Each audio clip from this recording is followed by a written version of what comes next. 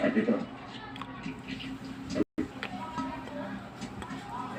paunang dahil pa lang yun. Ako nang bahala. Sige. Libre ka bukas, magkita tayo. Para magkakita tayo. Salamat.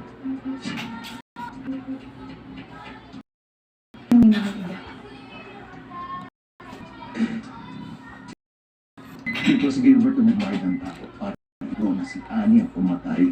Titibay. What?